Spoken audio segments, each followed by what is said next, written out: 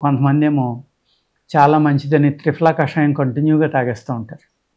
దానివల్ల కూడా చాలా ప్రమాదం అండి. ఎందుకు అంటే త్రిఫలాలో తానికాయ, కరక్కాయ శుద్ధి చేసుకోవాలి. ఆ 2 వేపించకుండా ఎట్టి పరిస్థితిలో కషాయ ద్రవ్యాల్లో కలపకూడదండి. కలిపితే ఏమవుతుందంటే స్టమక్‌లో అంటుకుపోతాయి.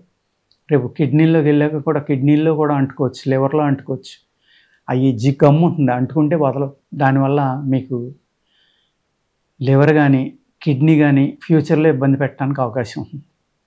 అందుచేత మీరు మీ శరీర తత్వాన్ని చూసుకొని 1, 1, 1, 1, 2, 3, 1, 2, 4 ఇలా రకరకాలుగా ఆ త్రిఫలా అనే పాళ్ళు మార్చుకుంటా మీ శరీర తత్వాన్ని బట్టి త్రిఫలా కషాయం గానీ, త్రిఫలా పడుకునేటప్పుడు ఏసుకోవడం గానీ, ఒక్కొక్క ఋతువులో ఒక్కొక్క రకమైన అనుపానంతోటి ఏసుకుంటే గనక త్రిఫలా ఒక్కటే సర్వ వ్యాధులు నివారించడానికి ఉపయోగపడుతుందండి. త్రిఫలా కషాయం గానీ, త్రిఫలా యొక్క చూర్ణం గానీ.